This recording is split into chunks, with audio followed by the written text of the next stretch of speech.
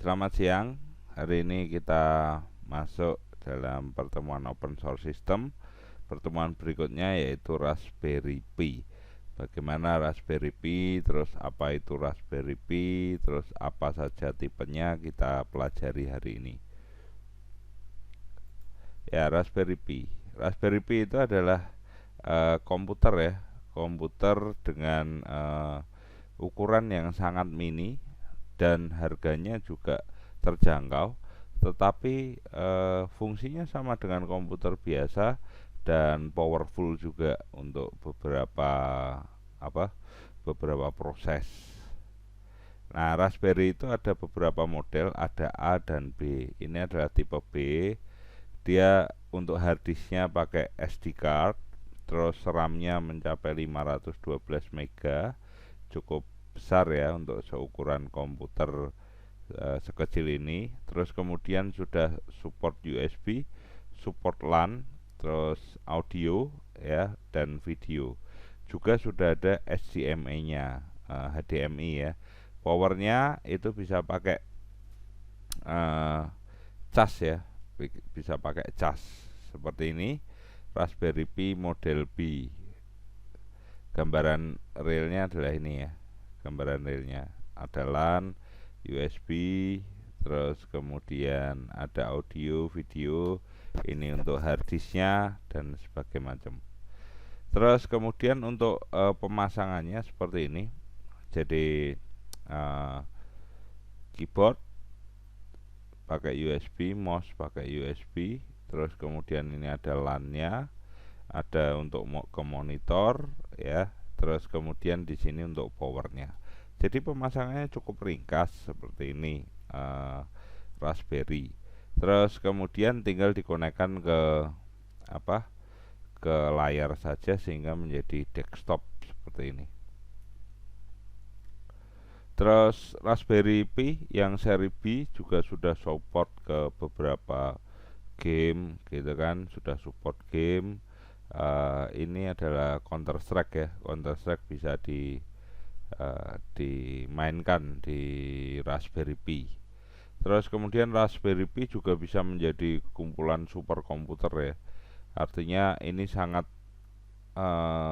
menghemat space, menghemat tempat. Dengan banyak komputer, tempatnya hanya satu meja saja. Berbeda dengan superkomputer, dengan komputer yang besar-besar membutuhkan space yang lebih banyak gitu. Nah, terus apa sih Raspberry Pi? Raspberry Pi adalah komputer seukuran kartu ATM ya, yang bisa disambung ke monitor dan keyboard. Bisa dikatakan suatu PC mini ya, tetapi seperti PC biasa juga.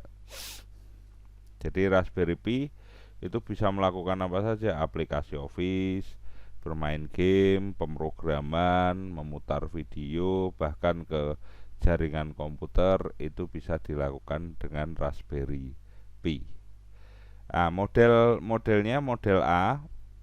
Model A itu cuma bedanya di RAM, terus USB portnya ada tetapi tidak ada Ethernet ya. RAM-nya hanya 256, itu harganya sekitar $25. Jadi kalau seumpama ya kita kurskan sekarang, kurs sekarang berapa ya? Sebentar. Kurs dolar Amerika 14.800 ya. 14.800 jadi 25.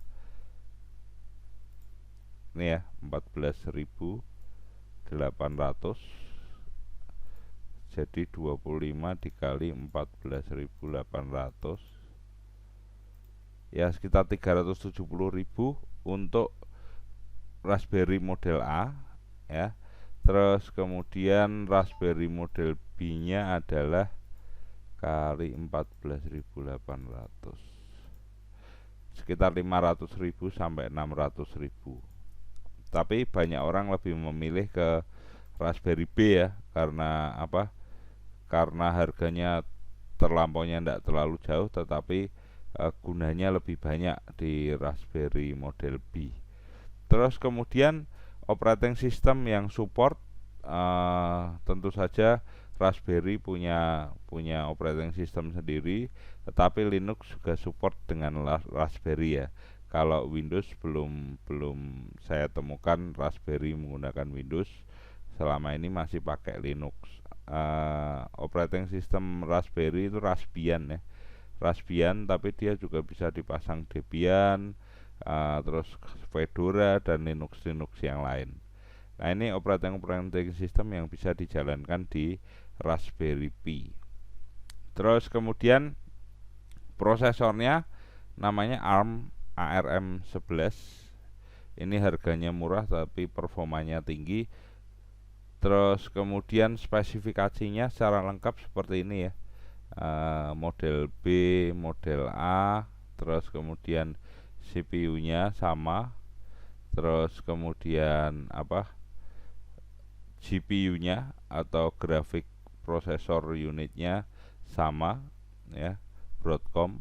Terus memorinya yang beda, A256, B512. Terus USB portnya yang beda juga. Terus kemudian yang lain sama ya, audio, video sama. Terus kemudian onboardnya untuk A itu tidak ada untuk jaringan, sedangkan B itu sudah support dengan Ethernet ya, Ethernet. Terus kemudian ratingnya, kebutuhan listriknya hanya 3,5 watt ya, kecil sekali ini, 3,5 watt. Terus kemudian size untuk displaynya adalah 85 kali 60 kali 5 53 kali 98. Jadi size display kartu seperti kartu ATM-nya itu adalah 85 mm dikali 53 mm. Itu besarnya sama. Terus kemudian supporting sistemnya juga Linux ya, Linux ini spesifikasinya. Itu spesifikasi Raspberry Pi. Terus kemudian untuk menghidupkan Raspberry Pi mudah, tinggal ditancapkan. Terus mematikannya, tentu saja operating sistemnya harus di shutdown dulu. Terus kemudian kabel powernya tinggal dicabut aja seperti biasa. Nah, ini tugas Anda. Ada 6 topik yang perlu Anda kerjakan. Satu topik untuk satu kelompok, maksimal 4 orang.